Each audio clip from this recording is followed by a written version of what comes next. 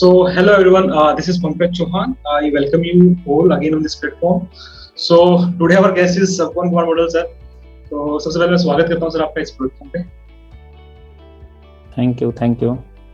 और जो student mechanical से रिलेटेड है, एनी हाउ, जो नए स्टूडेंट हैं, जो पुराने स्टूडेंट हैं या काफी पुराने स्टूडेंट्स हैं, वो मंडल सर को जानते ही जानते हैं, इसमें कोई डाउट नहीं है, क्योंकि सर का नाम बहुत बड़ा है। फिर भी जो स्टूडेंट्स मैकेनिकल से रिलेटेड नहीं है उनको बता दूं मंडल सर के बारे में। मंडल सर सबसे पहले एनटीपीसी में जॉब किया, उसके बाद उनका रेलवे में हुआ एज आईएएस ऑफिसर। उसके बाद उन्होंने एक कोचिंग में को डायरेक्ट किया, वहाँ पे डायरेक्ट कोचिंग पे थे। उसके बाद उन्होंने मेडिची को ज्वाइन किया, काफी साल मेडिची में काम किया, अभी काम कर रहे हैं अनअकैडमी में।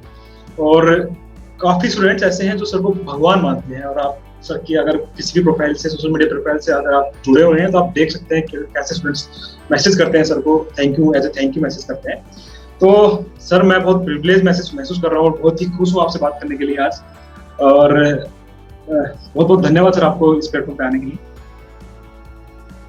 देखो, इस पहले तो I am so happy and glad in this manner, लेकिन एक बात है कि इंसान रहता है, इंसान कभी भगवान नहीं बन सकता। Okay sir. दूसरा बात हो रहा है कि मेरा जो सबसे पहले से ऑब्जेक्टिव यही था, मैंने आईएएस जब छोड़ रहा था, कि मुझे कंट्री का जितना भी स्टूडेंट है उसको गाइड करना है। आप गाइड करने के लिए एक मीडियम चाहिए। मीडियम जो है, जब बेस्ट जो मीडियम है जिस टाइम में होता है, मैं उसी के साथ थे। अभी जो बेस्ट है अभी उसी के साथ हूँ। अब उसके साथ साथ एक रिस्पॉन्सिबिलिटी आता है कि स्टूडेंट जो मेरे से जुड़ा नहीं है, जो गांव में है, जो है वो कैसे प्रिपरेशन करें। तो उसके लिए मैंने 15 वॉल्यूम का स्टडी मटेरियल बना के फ्री ऑफ कॉस्ट डिस्ट्रीब्यूट करता था। तो वही चीज है कि जिससे जो स्टूडेंट जो भी कॉम्पिटिटिव एग्जाम का प्रिपरेशन करता है, मैकेनिकल का कोई भी सब्जेक्ट का हो, अगर गूगल में भी सर्च करोगे इसके मंडल नोट्स, एटलीस्ट 200 वेबसाइट है जहाँ पे मेरा मटेरियल मिलता है। बाकी जो भी स्टूडेंट का जो भी जैसे डाउट होता है कि सर क्या करे नहीं करे, जो भी मुझे व्हाट्सएप में मैसेज कर देता है, तो मैं उसको रिप्लाई कर देता हूँ कि जो बेस्ट पॉसिबल सॉल्यूशन क्या है। अब ये है कि एक गाइडेंस मिला है स्टूडेंट को कि क्या करना है, कैसे करना है। अब उसके बाद इतना सारे number of student every year graduate हो रहा है, इंजीनियरिंग पास कर रहा है, नंबर ऑफ वैकेंसीज कम हो रहा है, ठीक है। बीच में कोरोना आया, तो इस सब के कारण जितना भी हम गाइड करें, जितना भी स्टूडेंट भी मेहनत करे, कुछ स्टूडेंट का जो डिजायर्ड रिजल्ट है वो नहीं मिलता है।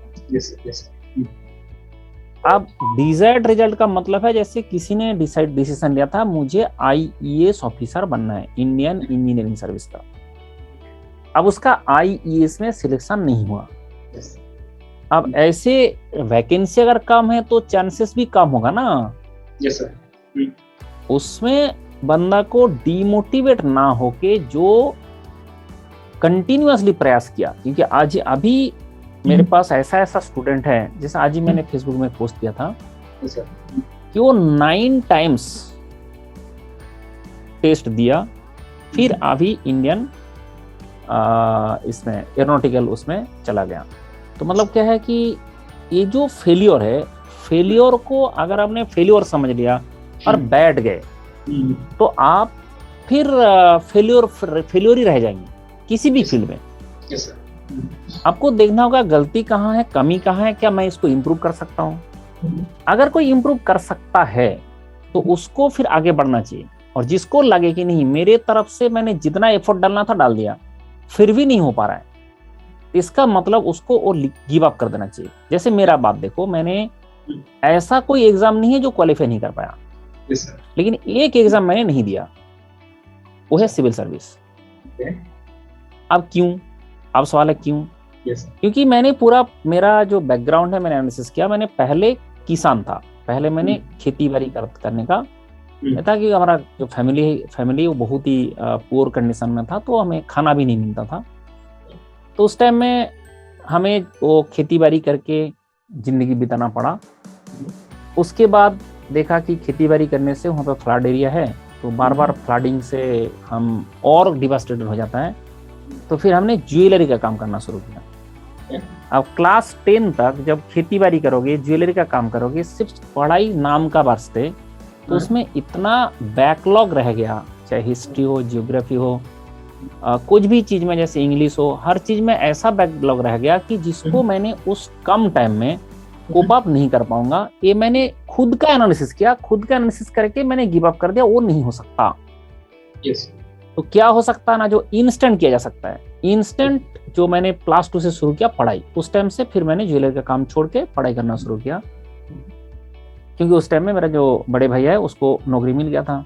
तो उस टाइम से हमें लगा कि भाई हम अभी पढ़ाई में पूरा फोकस करें। तो फिर हम साइंस एंड इसका जैसे मैथमेटिक्स, फिजिक्स, केमिस्ट्री, ये सब चीज के ऊपर इतना मेहनत किया कि आज मतलब किसी भी चीज में अगर बात करने लगा दे उसमें कोई कमी नहीं छोड़ा। लेकिन जो वीकनेस रह गया उसको भी अगर हमने स्ट्रॉन्ग करने चले तो सारे चीज में हाथ बढ़ने लगोगे तो किसी में हम एक्सपर्ट नहीं बन पाओगे। अब उसके चक्कर में मैंने बोला नहीं, मुझे सिविल सर्विस देना ही नहीं है। और अगर देना क्यों नहीं है, मैंने देख लिया था भाई मेरे से जो मैक्सिमम एफर्ट है मैंने इंजीनियरिंग सर्विस में करूं। इसमें भी ना एक पेपर था जो इंग्लिश एंड ये जीके मी के सब था, उस पेपर में मेरा काफी मार्क्स कम है, काफी मतलब काफी। जो टॉपर है उसका 200 के अंदर 167 मार्क्स है और मेरा जो है 200 में 52 मार्क्स है। और फिर भी सरकार रैंक 12 था। उसके बाद भी मैंने 12 रैंक कर दिया। और जो मेरा टेक्निकल मार्क्स है, टेक्निकल मार्क्स उससे भी मेरा 4 मार्क्स ज्यादा है। ठीक है, अब जो एयर 1 है उससे भी टेक्निकल में मेरा 4 मार्क्स ज्यादा है। अब ये जो चीज है इससे मुझे खुद का जो कमी है उसको पता रहना चाहिए ना। मेरा कमी कहाँ है वो तो मुझे पता था कि भाई मुझे इस फील्ड में जाना नहीं चाहिए, क्योंकि उस फील्ड में मैं कम्पीट नहीं कर पा रहा हूँ। और उस फील्ड में जितना भी मेहनत कर ले वो एक दिन में उतना बड़ा मेहनत करना 1-2 साल में पॉसिबल नहीं है। उसमें हमने टेक्निकल में पूरा फोकस किया, टेक्निकल में मैक्सिमम मार्क्स लेके आया जो एयर 1 से भी ज्यादा है। लेकिन उसने मुझे इसमें जो जीएस वाला और जो पेपर था उसमें काट दिया। कोई बात नहीं, उसके बाद भी हमने सिलेक्शन हो गया, रेलवे में गए, कोई दिक्कत नहीं। लेकिन प्रॉब्लम ये है कि जो स्टूडेंट है, जो खुद को पहले आपको देखना होगा कि यू हैव टू फर्स्ट आपका मैक्सिमम एफर्ट दे दो। मैक्सिमम एफर्ट देने के बाद आपको खुद ही पता लग जाता है कि कमी कहाँ है, उसको इम्प्रूव करने का कोशिश करो। उसके बाद भी अगर देखे कि नहीं ये इम्प्रूवमेंट पॉसिबल नहीं है तो बेटर है कि उसको छोड़ के दूसरा कुछ चीज सोचे। ऐसा नहीं हो सकता कि मुझे एक चीज में ही पड़े रहना है कि मुझे आईएएस बन के ही रहना है। ऐसा कोई ईगो में नहीं लेना चाहिए चीज को। पहले आपको देखो आईएएस बनने के लिए क्या क्वालिटी का रिक्वायरमेंट है, सिविल सर्विस बनने के लिए क्या क्वालिटी का रिक्वायरमेंट है, एंड उसमें आप कितना अभी तक किए हो, क्या आप 2 साल में ये कर सकते हो। अगर कर सकते हो तो सिस्टम में शुरू करो और उसके बाद आप प्रयास करो, मैक्सिमम एफर्ट डाल दो। डालने के बाद 1 साल 2 साल 3 साल अगर आपने देखा कि मैक्सिमम एफर्ट डालने के बाद भी हमें नहीं हो पा रहा है और वो जो चीज से कमी आ रहा है उसको हम इम्प्रूव ढंग से नहीं कर पा रहे हैं, तो एट दैट टाइम स्टूडेंट को डिसीजन लेना चाहिए कि इसको छोड़ के हमें दूसरा फील्ड देखना चाहिए। और इसमें मैंने इसलिए बाकी सारे स्टूडेंट को मैं बोलता भी था कि 3 साल तक आप देख लो, अगर आपका स्कोर बढ़ रहा है, जैसे मान लो कोई गेट दिया 2022, उसका स्कोर आया कम 50 मार्क्स है, आप 2023 में जाके वो 50 से 60 हुआ तो हम बोलेंगे यू आर ग्रोइंग, तो आप अचीव कर सकते हो 90 भी। लेकिन पहले पर 50 आया था, नेक्स्ट ईयर में जाके 45 हो गया तो तुरंत लीव। क्यों भाई, तुम्हारा इम्प्रूवमेंट ना होके तुम्हारा डिग्रेडेशन हो रहा है, और डिग्रेडेशन जब शुरू हो गया फिर उसमें बिल्कुल आपका कुछ नहीं होगा। तो इसका मतलब है कि बंदे को जो है, पहले तो आज के जमाने में कोई भी कॉम्पिटिटिव एग्जाम में अगर आपको अपियर होना है, बहुत ज्यादा डिटर्मिनेशन रिक्वायरमेंट है। मैं करके रहूंगा, और करके रहूंगा जो व्रत लेके शुरू करता है वो कर लेता है। और कुछ लोग लगता है कि वो बाय द वे, हाँ आया हूँ, पिताजी ने भेजा है, चलो देखते हैं अगर कुछ हो जाए तो। ये जो बाय द वे वाला स्टूडेंट है उसका जनरली मैंने देखा हूँ सिलेक्शन नहीं होता है। कुछ स्टूडेंट ऐसे है कि वो लोगों ने क्या किया ना, चलो आईएएस बनते हैं, चलो गेट में अच्छा करते हैं, गेट देते हैं। अब गेट देते हैं, वो गेट का सिलेबस भी नहीं दिखता है। ऐसा भी मेरे पास बनना है, गेट का सिलेबस ही नहीं देखा, वो गेट का प्रिपरेशन करने आ गया। सर ठीक इससे है। रिलेटेड मैं एक क्वेश्चन पूछना चाह रहा था आपसे कि हाँ एक क्वेश्चन मेरा यही था सर, जो मकसद है वीडियो का बेसिकली यही है कि दो टाइप का मैं बात करना चाहता हूँ, एक तो नया स्टूडेंट और एक जो पुराना स्टूडेंट है। तो जैसे मैंने बहुत से स्टूडेंट्स ऐसे देखे हैं जो मेरे साथ के थे या मेरे जूनियर थे, उनको जितना नॉलेज होना चाहिए किसी भी कॉम्पिटिटिव एग्जाम को के लिए आने से पहले उतना नहीं होता है। तो वो कितना जरूरी है सर कि भाई इस जैसे मैं गेट का तैयारी कर रहा हूँ, तो गेट का नॉलेज जैसे मैं जा रहा हूँ गेट की तैयारी करने के लिए, तो कितना नॉलेज मुझे उसका होना चाहिए कि क्या क्या चीजें मुझे पता होनी चाहिए एटलीस्ट, क्योंकि मोस्ट ऑफ स्टूडेंट ऐसे ही चला जाता है। वो मुझे थोड़ा जानना है आपसे। एकदम तुमने सही बात पकड़ा, एकदम सही। क्योंकि ये जो चीज है सबसे बड़ा प्रॉब्लम यहीं से क्रिएट होता है। स्टूडेंट को सिर्फ गेट एक चीज है जिसके बारे में नाम सुन के आ गया पढ़ने। पहले आपको गेट क्या है, उसका एग्जाम कैसे होता है, उसका पेपर कैसा होता है, उसका सिलेबस क्या है, पहले वो देखो। देखने के बाद आप डिसीजन लो कि मैंने इस सिलेबस में अगर एक साल मेहनत किया तो क्या मैं एक्सेल कर सकता हूं। अगर आपने डिसीजन मतलब कोई भी प्लानिंग ना करके सिर्फ किसी ने बोला तो गेट कर ले, चलो गेट करने चलते हैं, ये जो किसी ने बोला गेट करने चलो तो तुम्हारा अंदर का मोटिवेशन नहीं आया। जैसे मैंने सिविल सर्विस का एग्जाम नहीं दिया, मुझे नहीं देने का कारण था मैंने उसका सिलेबस लेके आया और आने के बाद जरा उसका था सामान्य अध्ययन, जनरल स्टडीज। जनरल स्टडीज का एक बुक खरीदा था, वो इतना सा मोटा सा था, उसमें देखा कुछ भी ऐसा नहीं है दुनिया का जो जिससे जो इसमें नहीं है। इतना जो चीज है मैंने टेक्निकल पढ़ूं कि इसको पढ़ूं कि कैसे करूं, तो इसके कारण हमने एक ही चीज में एक्सेल कर सकता है। जो चीज मेरा बचपन से जिसमें मैं इतना वीक हूं उस चीज में मुझे नहीं जाना चाहिए, तब जाके मैंने और गिव अप कर दिया। आज जाके मुझे बहुत सारे स्टूडेंट बोलते रहता है सर आपको ट्राई करना चाहिए था। मतलब ट्राई करना चाहिए था नहीं उस टाइम में, अभी मैं आईएएस बना हूं उसके बाद मुझे लगता है कि करना चाहिए था, बट पहला दिन में मैं आईएएस था क्या? Yes sir, exactly. गेट में टॉप करने के बाद मुझे पता चला मैं आईएएस बन सकता हूँ। अब आईएएस देने गया तब जाके देखा उसमें इंग्लिश और एप्टीट्यूड, वो एप्टीट्यूड नहीं था, वो जीएस था। जीएस, अब इंग्लिश जीएस था। अब जीएस जो है वो तो जीएस है, अब उसमें इतना सारा चीजें है जो मेरे से कुछ भी नहीं हो पा रहा है। इंग्लिश में हम कहाँ से, तो मैं बता ही दिया, उस बैकग्राउंड से पढ़ के इंग्लिश में भी वही स्थिति है, बस थोड़ा बहुत आता है उसमें। तो उसके चक्कर में मुझे जब पता चल चुका है कि इस चीज में मैं जितना भी मेहनत कर लूं उतना मैं यूपीएससी का जो टॉप कैंडिडेट है उससे कॉम्पीट नहीं कर पाऊंगा, और नहीं कर पाऊंगा तो मुझे जाना ही नहीं उसमें। यस, ये मतलब डिसाइड करना है। स्टूडेंट को करना है, क्योंकि स्टूडेंट जब पहले आप आ रहे हो कि गेट मुझे देना है, मुझे आईएएस देना है, भाई आईएएस देना है, गेट देना है, पहले उसका सिलेबस उठाओ, उसका पेपर उठाओ, फिर आप देखो कि इसमें कितना हम कंफर्टेबल है। और कंफर्टेबल है तो करना चाहिए। आप दूसरा किसी ने कर रहा है और नहीं तो किसी को चाना के घर में चला जाता, तू तो महान है। ऐसे 2-4 स्टूडेंट मुझे मिला है। क्या हुआ कि उसका ना बैकग्राउंड से कुछ लोग ऐसे उसके मतलब आसपास का थे जिसको चाना का झड़ में चला देते हैं। अरे तू तो महान है, तू तो सिविल सर्विस के लिए बना है, तू तो ये है कि बंदा को पीएसयू मिला, पीएसयू छोड़ दिया। ठीक है ना, क्यों ना, मुझे आईएएस बनना है, आईएएस में सीट कम हो गया, आईएएस इंजीनियर सर्विस का कम हो गया, मुझे सिविल सर्विस का बनना है। अब अभी क्या है, अनएम्प्लॉयड। ठीक है, तो सर ये भी मतलब फैक्टर है। ये फैक्टर है कि आपको बाकी लोग आपको कैसे चना के जड़ में चढ़ा रहा है, आपको चढ़ना नहीं चाहिए। आपको पहले अपना खुद का एनालिसिस होना चाहिए कि मैं मेहनत करके कहां तक जा सकता हूँ। जैसे मुझे पता था कि मैं मेहनत करूंगा तो मुझे टेक्निकल फील्ड में कोई नहीं रोक सकता। मैंने 15 बुक लिख दिया। आप सोचो, पीकेना का अनसॉल्व कर दिया। क्यों? मैंने बोला था कि मुझे टेक्निकल में कोई नहीं रोक सकता, और टेक्निकल में कोई रोक भी नहीं पाया। Exactly sir. ये तो लेकिन जो स्टूडेंट है उसको पता होना चाहिए भाई मेरा क्या प्लस, मेरा क्या ताकत है, मेरा क्या कैपेबिलिटी है और मेरा क्या वीकनेस है, वो तो स्टूडेंट को खुद को पता होना चाहिए ना। अब उस हिसाब से अगर वो फील्ड सिलेक्ट करे तो सबसे बेस्ट फील्ड सिलेक्ट होगा। Yes sir, exactly. अब सिर्फ ऐसे नहीं कि सब लोग जा रहा है तो मैं भी जा रहा हूँ, तो सब लोग जा रहा है मैं भी जा रहा हूँ, तो everyone's business is no one's business. Right.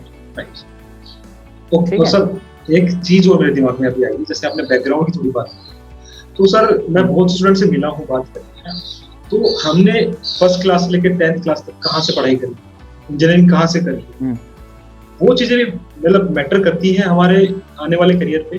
हमारा आने वाले करियर में बहुत मैटर करता है। कैसे मैटर करता है? क्योंकि कुछ स्टूडेंट्स अपने आप को पहले ही डिमोटिवेट कर लेते हैं कि यार मैं तो गांव से पढ़ा हुआ हूँ, सरकारी स्कूल से पढ़ा हुआ हूँ, या फिर अच्छे स्कूल से नहीं पढ़ा हुआ हूँ, या फिर मेरा इंजीनियरिंग अच्छा नहीं हुआ है, मेरा तो बैकलॉग थी। और मैंने ऐसे भी एग्जांपल देखे हैं जिनके बैकलॉग थी, उन्होंने भी आईएएस से निकाला 1 साल में 2 साल में, है ना। और ऐसे भी देखा हूँ। बात ये है कि पहले आपका बैकग्राउंड आपको मैटर करेगा। जैसे मेरा बैकग्राउंड अगर बोले कि मैं वहां से हूं तो मैं कुछ नहीं कर सकता क्या? Yes sir. बात ये आ जाएगा कि मैं कुछ नहीं कर सकता क्या? अब वहां से जो उसका बैकग्राउंड जो एफेक्ट कर रहा है वो इंग्लिश को एफेक्ट कर रहा है। Yes sir. उसका बैकग्राउंड जो एफेक्ट कर रहा है मेरा जीएस को एफेक्ट कर रहा है, लेकिन उसका बैकग्राउंड मेरा साइंस को एफेक्ट नहीं कर रहा है। साइंस तो मैं बाद में पढ़ा हूँ। उसका इंजीनियरिंग का इफेक्ट नहीं कर रहा है, इंजीनियरिंग तो मैं बाद में पढ़ा हूँ। अब आपका पास्ट ही अगर पूरा कंट्रोल कर ले आपको, तो फिर आपका तो फ्यूचर कभी नहीं बनेगा। तो इसलिए क्या होता है कि आप ना ताकत को समझो। ये नहीं कि आपने पहले प्लस टू में क्या पढ़े थे, उसमें क्या पढ़े थे, उससे आपको एक सीख मिलेगा कि मेरा कौन सा डायरेक्शन में जाने से मुझे अच्छा होगा, मतलब मैं अच्छे एक्सेल कर सकता हूँ, कौन सा डायरेक्शन में जाने से मैं एक्सेल कर सकता हूँ। तो स्टूडेंट को पहले खुद से वो एनालिसिस करना जरूरी है। खुद का एनालिसिस खुद से करे, बाकी किसी से पूछने का जरूरत नहीं है।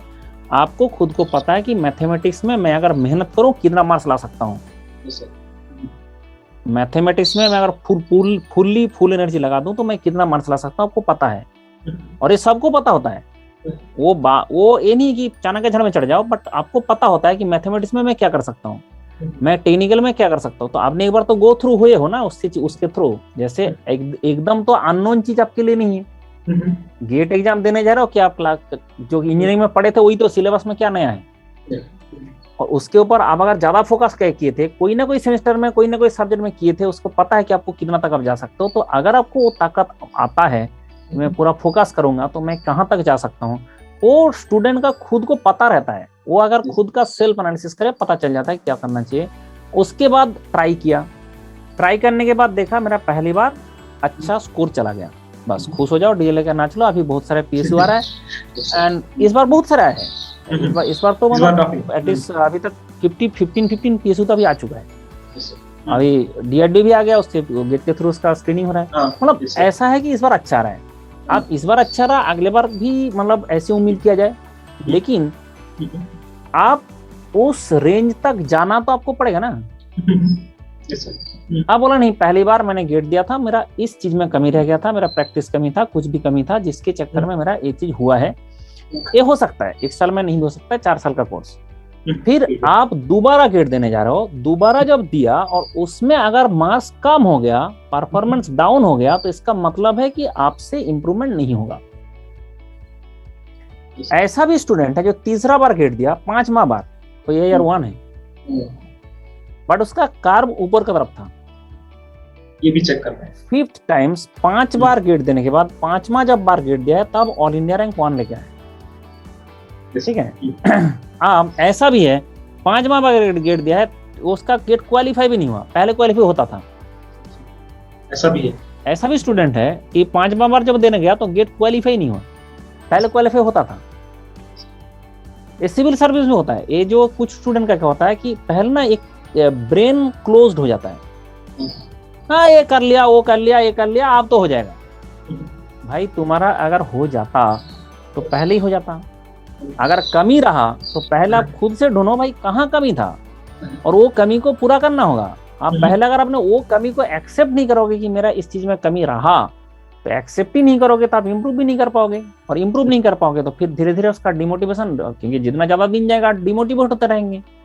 इसलिए जितना लोगों का गेट स्कोर कम है, उन लोगों का पहले मैं बोलूंगा पहली बार में ही आपको एनालिसिस करना है, करके दोबारा देने के बाद आपको पता चल जाता है मेरा कर्व ऊपर जा रहा है। ऊपर जा रहा है मतलब आप कितना भी ऊपर जा सकते हो, आप ईयर 1 भी ला सकते हो।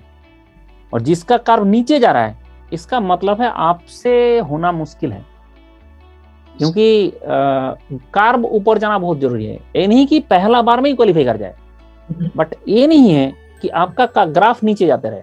और नीचे जाना मतलब है कि जनरली वो वो मतलब ठीक से नहीं किया नहीं तो पहली बार से दूसरा बार में अगर उसी का मार्क्स कम होता है जो ढंग से एक साल को यूटिलाइजेशन नहीं किया। कुछ लोग ऐसे होता है हर साल, पहले मैंने ना एक कैंडिडेट मिली थी एक लड़की, उसने पहली बार गेट दिया 60 मार्क्स के आसपास आया, 60। ओके। बोल रही है सर मेरा ना बहुत टैलेंट है। मतलब हाँ है, मैं बहुत कैपेबल हूँ। हाँ तुम हो, लेकिन आया तो 60 मार्क्स ना। नहीं अब मैं सेकंड इस बार प्रिपरेशन करूंगा और एक बार मैं तो AR 1 लेके आऊंगा। मैंने तुमको AR 1 सोचना नहीं, तुम अपना काम करो, AR 1 खुद से खुद आएगा। ये AR 1 लेके आऊंगा बोलते बोलते उसको जो है फरवरी में गेट हुआ था, फरवरी से मैं अक्टूबर में फिर मिला। अक्टूबर में भी बोल रहे हैं कि नहीं मेरा अभी तक 2 सब्जेक्ट खत्म हुआ। मतलब तुम इस साल भी वही लेके आओगे जो पहले आया था, क्योंकि तुम्हारा सीरियसनेस ही नहीं है। वो टैलेंट से कुछ नहीं होगा। जो टैलेंट का बात करो उस टैलेंट से कुछ नहीं होगा। वो टैलेंट को जब तक आपने वर्क में नहीं बदल दोगे तब तक का कुछ नहीं होगा। हुआ वही, उसके बाद दोबारा गेट दिया, दोबारा गेट देने के बाद फिर 58 कुछ मार्क्स आ गया, हो गया। फिर ये जो आपका फरवरी से अक्टूबर तक आप सोच रहे थे कि मैं पढ़ूंगा करके पढ़ा नहीं, बट पढ़ूंगा। इसलिए क्या होता है ना कि जो फेलियर वाला कोई भी कैंडिडेट का एनालिसिस करोगे उसको देखोगे सिर्फ सोचता है, एक्शन नहीं लेता है। ये डिफरेंस है बेसिकली। ये मेरा एक क्वेश्चन था इसमें, हाँ, कि कुछ स्टूडेंट्स 2-3 साल तैयारी करेगा और बाद में डिमोटिवेट हो जाएगा, फिर अपने आप को डिसाइड कर लेगा कि मैं फेल हो चुका हूँ, मेरे से कुछ नहीं होगा, कुछ गलत रास्ता अपना लेगा या फिर चला जाएगा। हाँ, ये ऐसा नहीं है। देखो बात ये है कि गेट में फेलियर हो गया उसका मतलब नहीं कि जिंदगी में फेलियर हो गया। ऐसा भी मेरा बहुत सारे कुछ कैंडिडेट है जो गेट में अच्छा परफॉर्म नहीं कर पाया, ये फील्ड चेंज किया, फील्ड चेंज करके कुछ और करने लगा, उस फील्ड में जाके एक्सेल किया है। तो इसमें ऐसा नहीं होता है कि गेट में फेलियर हो गया मतलब, मैं बोल रहा हूँ गेट में जो एक लेवल है उसको लेवल अगर आपको बढ़ रहा है तब आप सिस्टम में रहो। अगर लेवल आपका डाउन होना शुरू हो गया, आप डिमोटिवेट होने से पहले ही आप जो है इसको क्विट करके कुछ दूसरा करो। आज के जमाने में पाइथन आ चुका है, डेटा साइंस आ चुका है, ये सब जो चीज है, ये सब आर्टिफिशियल इंटेलिजेंस आ चुका है, ये सब चीज करके भी नौकरी मिल रहा है एंड अच्छा नौकरी मिल रहा है। तो ऐसा नहीं कि सारे गेट में ही जाके सबको जाना है, ऐसा ना बात नहीं है। सबसे पहली इंपॉर्टेंट बात। दूसरा बात हो रहा है कि जब गेट देके आप डेटा साइंस पढ़ोगे IISc से, उसका जो लेवल है, उसका जो जॉब का लेवल होगा, स्टैंडर्ड होगा। आप अगर ऐसे कहीं से छोटे मोटे ऑर्गेनाइजेशन से डेटा साइंस पढ़ के जाओगे, वो लेवल आपको कभी नहीं अचीव होगा। तो इसमें क्या है कि अगर आप इस फील्ड में आ सकते हो कि जहां पे आपको स्काई इज द लिमिट, तो उसको आप पहले ट्राई तो करो। आप ट्राई करने के बाद देखा नहीं मेरे से इसमें ज्यादा हो नहीं रहा है तो सीधा रास्ता दूसरा चुनना चाहिए। ये नहीं कि एक ही चीज में सारा जिंदगी बिता दे, हमारा जिंदगी ऐसे ही छोटा है, उसको सारा जिंदगी भर उसी में बिता दे, ऐसे नहीं होना चाहिए। यस सर, यही मेरा मकसद था इस वीडियो का बेसिकली, कि जो बंदा फंस जाता है इन बिटवीन तैयारी के, तो उसको क्या स्टेप लेना चाहिए, और जो नहीं ले पाते, जैसे कुछ लोग सोचते हैं कि मैं रैंक इंप्रूवमेंट बैच ले लूंगा तो अच्छा रैंक आ जाएगा, या फिर ऐसे स्टेप्स लेते हैं कि मैं इस बार बहुत मेहनत करूंगा, फिर फंस जाते हैं। तो वही चीज आपसे पूछना चाह रहा था। नहीं, जो सिर्फ सोचता है मेहनत करूंगा उसका कुछ नहीं होता है। Yes sir. और जिसने मेहनत कर लेता ना दोबारा, उसका रैंक घट नहीं सकता। यस। पहली बार पढ़ के जो रैंक आया है, उसके बाद अगर उसने 1 साल पूरा पढ़ लिया, क्या करता ना, कुछ स्टूडेंट का काम है पूरा यूट्यूब में अभी क्या है कि 1000 मोटिवेशनल स्पीकर है, राइट, वो सारे से पूछने जाएंगे what should be the strategy. Right. अब एक बंदा स्ट्रेटेजी बता रहा है कि भाई तुमको आज पढ़ लेना है, ठीक है, और 3 महीना तक उस सब्जेक्ट को नहीं देखना है, उसके बाद तुमको दोबारा उसको उठाना है, तब तो पूरा भूल चुका है। अब वो मोटिवेशनल स्पीकर है, उसका फॉलोअर है, तो लोग फॉलो कर रहे हैं। अब ये सब चीज है। कोई बोल रहा है, एक बंदा बता रहा था कि हंस रहा था एक दिन कि 5 घंटे पढ़ लेना है, 6 घंटे पढ़ लेना है, उसी से हो जाएगा। ऐसा है गेट में तो जो बता रहा है कि गेट में तो तुमने कुछ नहीं कर पाया, जो बता रहा है उसको बोलो गेट में तुमने तो कुछ नहीं कर पाया, तो यस फिर सर। कैसे लोगों को बता रहा हो 5 घंटे 6 घंटे? जो जितना मैक्सिमम एफर्ट लगाना सकता है लगा सकता है, लगाने दो। हाँ बिल्कुल। आपको 8 घंटे सोना है, उसके हम्म, बाद आपको जितना मैक्सिमम एफर्ट लगा सकते हो उसको लगाने दो। अगर मैंने बोल दिया कि नहीं तुम्हें 5 घंटा पढ़ने से हो जाएगा, तो एफर्ट तो लगाएगा नहीं। हम्म, और उसके बाद जब एक्चुअल में फेलियर होकर आएगा तब कौन रिस्पॉन्सिबल होगा? तो उसको, वो हर आदमी का एक एफर्ट लगाने का कैपेबिलिटी अलग। है। हाँ हाँ, सोने का टाइम हमने फिक्स कर दिया कि सबको 8 घंटा सोना है, उसको टाइम कभी कम नहीं करना है। ठीक है। उसके बाद आप कितना टाइम लगा सकते हो वो आपके ऊपर है। अब उसके बाद बचता 16 घंटे है, आप 16 घंटे का कैसे इफेक्टिवली यूटिलाइज कर पाओगे वो आप यूज करो ना। नहीं तो वो बता रहा है, हंस रहा है कि किसी ने बोला 16 घंटे पढ़ने का। मैंने बोला मैं नहीं बोला हूँ। इन 16 घंटे पढ़ने का जो बात कर रहा हूँ मैंने, वो ये नहीं कि किताब में मुंह घुसा के बैठे रहो। अब सुबह उठ के जब बाथरूम में सिंहासन में जाके बैठते हो तब भी आपका दिमाग में पढ़ाई का चिंता चलना चाहिए। अगर ये चले तो आपको कोई रोक नहीं सकता, नहीं सकता बिल्कुल। क्योंकि आपका डिस्ट्रैक्शन ही नहीं आएगा। आप जब 16 घंटे अगर आपका दिमाग में पढ़ाई चलता रहे, कोई डिस्ट्रैक्शन दुनिया का आउटर वर्ल्ड आपको कोई इफेक्ट नहीं कर सकता। सर मैं आपको रोकना चाहूंगा आउटर वर्ल्ड इफेक्ट नहीं। हाँ, एक डिस्ट्रक्शन नाम से मेरे को, जैसे आप, मैं भी आपको स्टूडेंट रहा हूँ तो आप हमें भी गाइड करते थे, एक लड़का लड़की का जो डिस्ट्रक्शन का वाला चीज, उसके बारे में आप थोड़ा सा बता दें यहाँ पे तो। एकदम सिंपल सा चीज है, देखो हाँ। नॉर्थ पोल साउथ पोल को अट्रैक्ट करेगा, ये नेचर है। ओके। अगर नॉर्थ पोल साउथ पोल को अट्रैक्ट नहीं कर रहा है, इसका मतलब वो मैग्नेट खराब है। Right right. तो अगर बॉय गर्ल है, अगर मेन वोमेन है, तो अट्रैक्शन होगा, इसमें कोई ये नहीं है। This is natural, this is God gifted, इसमें कोई नया कोई बात नहीं है। लेकिन उस चीज को आप किस दिशा में लेके जाते हो, मैनेज कैसे करते? हाँ, ये दुनिया बैलेंस का खेल है ना। दुनिया पूरा बैलेंस का खेल है। एक होता है जिंदगी में प्राइमरी ऑब्जेक्टिव, सेकेंडरी ऑब्जेक्टिव, और हमेशा प्राइमरी सेकेंडरी चेंज होता रहता है। जैसे मेरा अभी प्राइमरी ऑब्जेक्टिव है पढ़ाना। जब शादी हुआ तो प्राइमरी ऑब्जेक्टिव वाइफ है, अब समझ रहे हो। तो आप जगह बच्चे हुआ तो प्राइमरी ऑब्जेक्टिव बच्चे होता है। अब ये जिंदगी में प्राइमरी ऑब्जेक्टिव, आपको प्राइमरी कौन सा है सेकेंडरी कौन सा है, जो ये समझ नहीं पाता है उसका जिंदगी सबसे खराब होता है। अब इसमें ये अट्रैक्शन जो है, ये लॉ ऑफ अट्रैक्शन है। ये आपका लॉ ऑफ अट्रैक्शन नहीं है, ये आपका नॉर्थ पोल साउथ पोल का अट्रैक्शन है। ये जिंदगी में होगा ही होगा। और जिसने बोला होगा नहीं, वो डिफेक्टिव पीस है, वो सही पीस नहीं है। इसलिए ये बात ध्यान रखे कि वो डिस्ट्रक्शन नहीं है, वो डिस्ट्रक्शन बिल्कुल नहीं है। वो आप क्या करते हो, उसको जबरदस्ती डिस्ट्रक्शन बनाते हो। आपको ध्यान रखना है कि मुझे पढ़ना है, मुझे गेट के लिए प्रिपरेशन कर रहा हूँ, मुझे 8 घंटे पढ़ना है। अब उसके बाद अगर किसी से मैंने 1 घंटे बात कर लिया, ठीक है, कि दिन में 2 बार फोन कर लिया, उससे कुछ जाता नहीं है। बट वो जो आधा घंटे फोन करने के बाद अगर आप 10 घंटे तक उसके बारे में सोचते हो तो प्रॉब्लम होगा ही ना। बड़े सिंपल शब्दों में बताया सर। हाँ, आपने जो है, आपने चीज को बैलेंस ही नहीं कर पा रहे हो। आपने आधा घंटे बात किया, वो आपका ब्रेन को फ्रेशनेस देगा। लेकिन आपने उस आधा घंटा बात करने के बाद 10 घंटे उसके बारे में सोचा, तो आपको फिर वो खत्म कर देगा। फिर जाके कुछ लोग क्या करते ना, बहुत गलत सोच है कि जैसे किसी बंदा पढ़ाई कर रहा था, पढ़ाई करते हुए उसका अफेयर हुआ, ठीक है, कोई भी होने के बाद उसका एड डाउन हो गया, परफॉर्मेंस डाउन हो गया।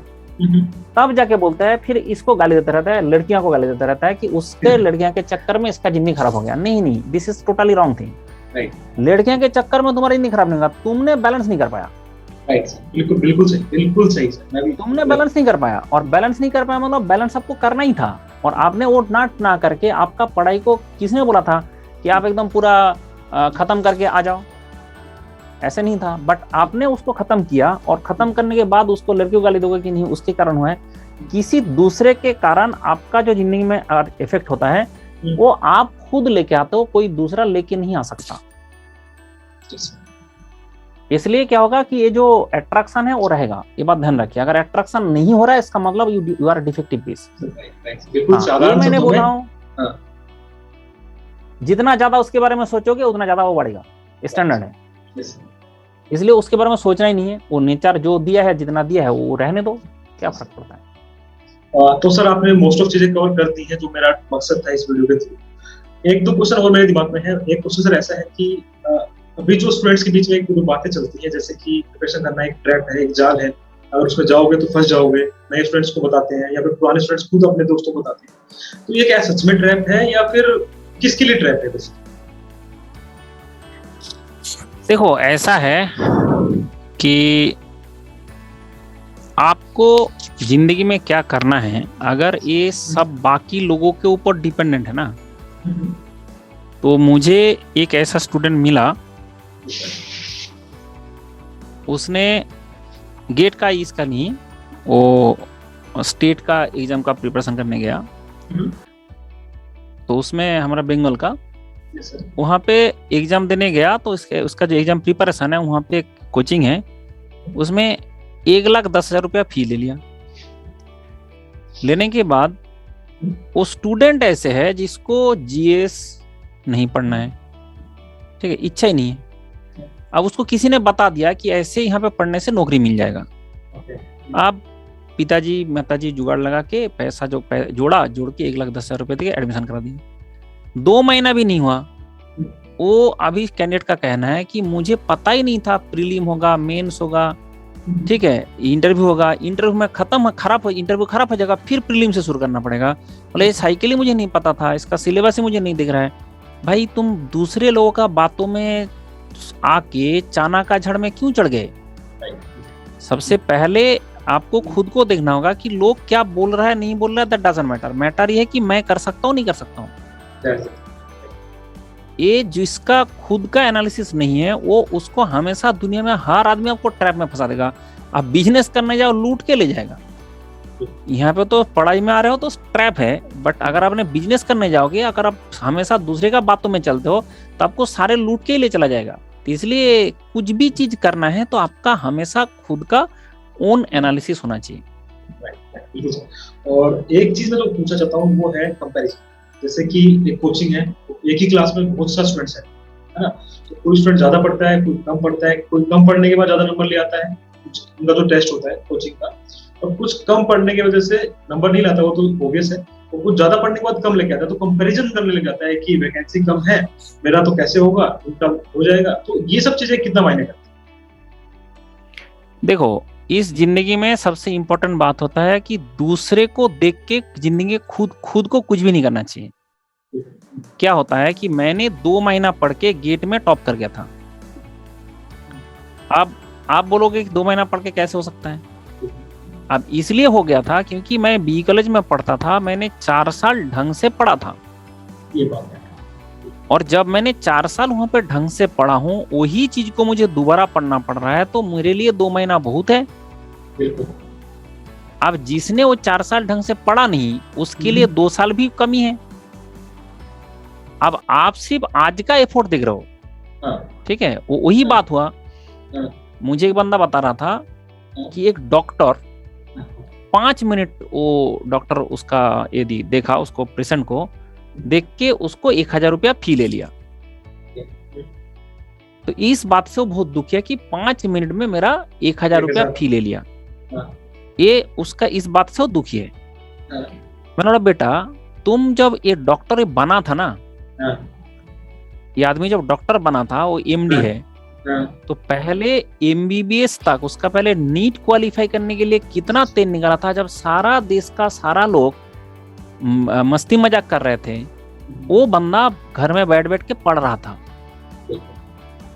उसके बाद एमबीबीएस क्वालिफाई किया, एमबीबीएस के बाद एमडी में एडमिशन लेने के लिए उसका जो टेस्ट है, वो टेस्ट के लिए उसका तेल निकाल के पापड़ बेलना कितना पड़ा, तुमको पता है क्या सब सारे? अब तुमको लगता है कि भाई मैं 5 मिनट में पैसा ले लिया, भाई वो 5 मिनट का जो स्किल डेवलप करने के लिए अभी उसने 5 मिनट दिया, बट उस 5 मिनट के जो देने का जो स्किल डेवलप करने के लिए उसका जिंदगी लग गया। तो वो तो 5 मिनट में जो 1,000 रुपया लिया है, वो उसका जायज है कि इतना लगता है। क्योंकि आप अगर देखोगे, जो भी स्टूडेंट अच्छा पढ़ाई करते हैं उसको बहुत सैक्रिफाइस करना पड़ता है जिंदगी में। मैं कल स्कूल में मेरा तो बहुत सारे और भी था कि घर का कंडीशन खराब था, हमें पैसा भी कमाना था। लोग जा रहा है मेले देखने के लिए, और हम क्या कर रहे हैं, हम उस टाइम में बैठ बैठ के पढ़ रहे हैं। ठीक है, लोगों ने, जैसे आप बोल रहे हैं कि लोगों ने जैसे गर्लफ्रेंड के साथ घूमने जा रहा है, हम बैठ बैठ के पढ़ रहे हैं, तो ये सब जो सेक्रीफाइस है, तो वो सेक्रीफाइस तो करना पड़ा ना जिंदगी में। अब ये जो चीज जिसको लगता है कि भाई ऐसा नहीं है कि लोगों से सिर्फ कंपेयर करूंगा बाकी लोगों से, तो सिर्फ बाकी लोगों से कंपेयर करके वो कम पढ़ रहा है ज्यादा पढ़ रहा है, सिर्फ वो आज का इफेक्ट नहीं है, वो क्यूमुलेटिव इफेक्ट है। जो बचपन से बहुत अच्छा से कोई चीज को करके आया है उसके लिए बहुत ही कम टाइम लगता है, और जो अच्छा से नहीं किया उसके लिए ज्यादा मेहनत करना पड़ेगा।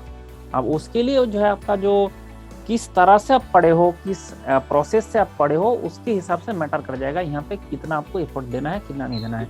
इससे ना तो दूसरे को देख के मोटिवेट होना है, ना तो दूसरे को देख के डीमोटिवेट होना है, ठीक है। और दूसरे को देख के जो पढ़ाई है उस पढ़ाई से कॉम्पिटिटिव एग्जाम क्वालिफाई नहीं होता है। ये बंदा बता रहा था कि ऑनलाइन में पढ़ना है कि ऑफलाइन में पढ़ना है, मतलब देखो जिसको करना है वो ऑनलाइन ऑफलाइन दोनों में कर लेगा, और जिसको इस तरह से पढ़ना है कि बाकी सारा स्टूडेंट कोचिंग में आ रहा है तो इसलिए मैं पढ़ने जा रहा हूँ, उससे कभी कॉम्पिटिशन नहीं निकलता है। मेरा 20 साल का अनुभव है, मुझे पता है कि बाकी सारे स्टूडेंट जा रहा है उसके कारण मैं जा रहा हूँ, ठीक है। तो तुम्हारा तो सेल्फ मोटिवेशन है ही नहीं, अंदर से तुम फील ही नहीं करते कि पढ़ना है, तो उसके कारण यू कैन नॉट सर्वाइव उस कॉम्पिटिटिव एग्जाम में। आप सर्वाइव नहीं कर सकते।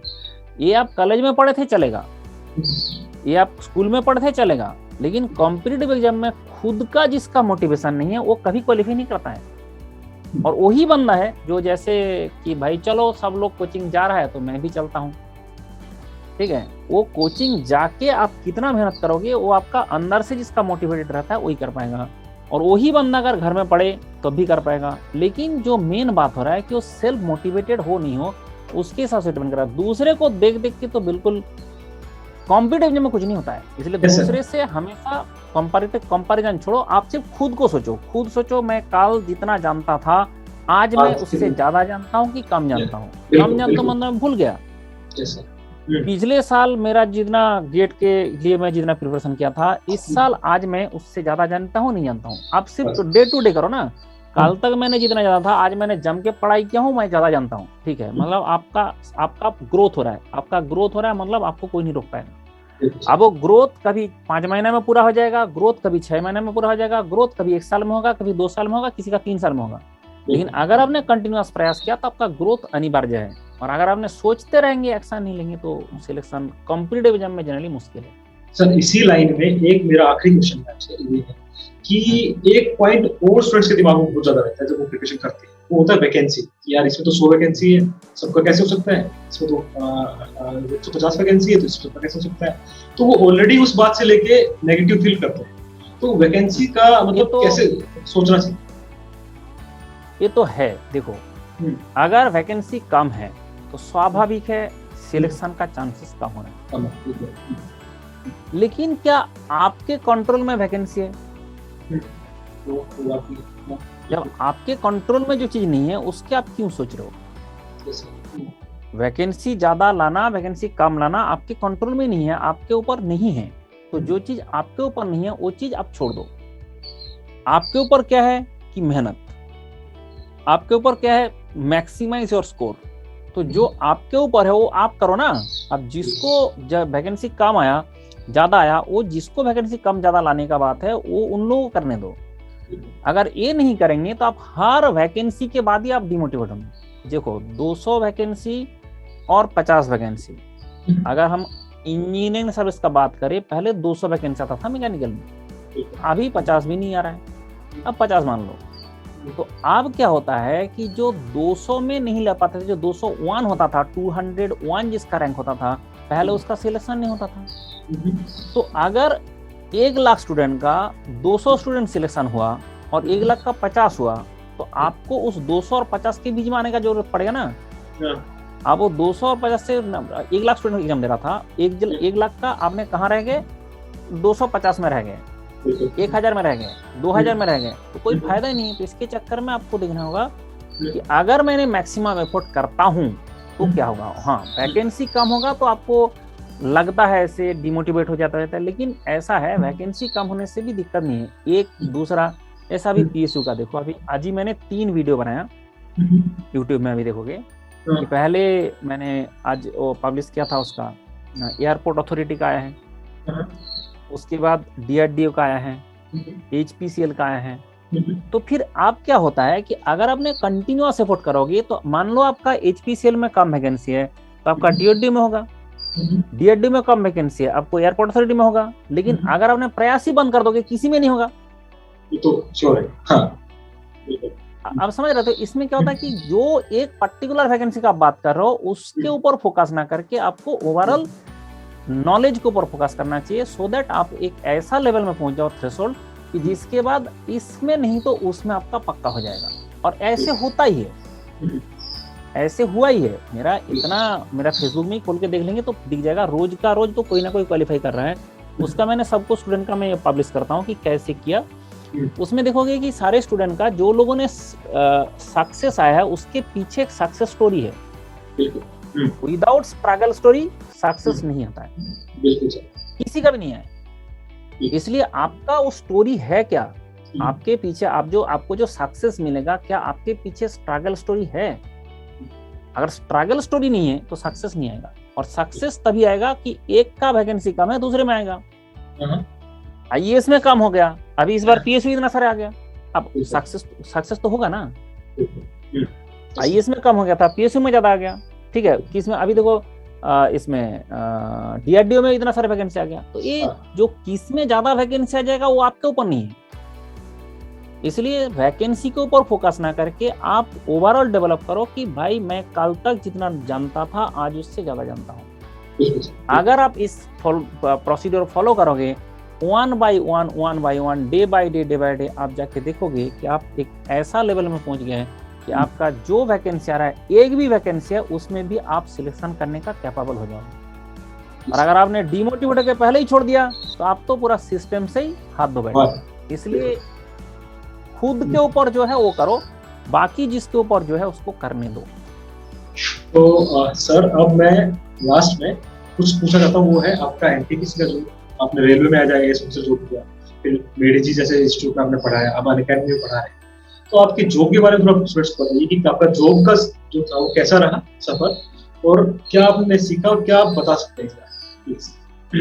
देखो, मैंने NTPC में जब पहले मेरा फास्ट नौकरी NTPC में है, और उसी टाइम में 2 मुझे जॉब मिला था, एक Bhabha atomic research centre NTPC।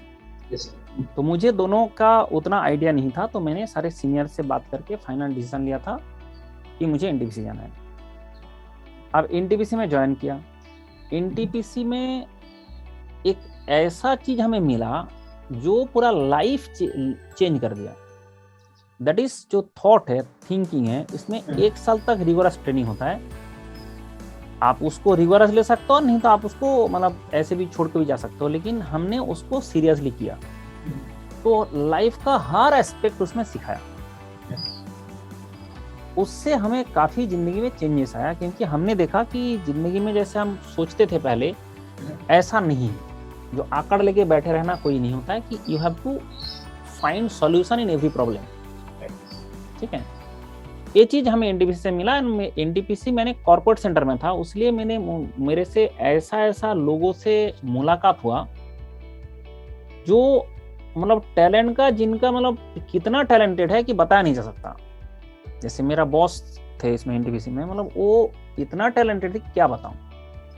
तो ऐसे लोगों के अंडर में काम करने से आपका एक अलग टाइप का मतलब बिहेवियरल चेंज एंड आपका जो दुनिया को देखने का तरीका, कि उससे उनसे बात करने का बहुत चीज हमें चेंज हुआ है।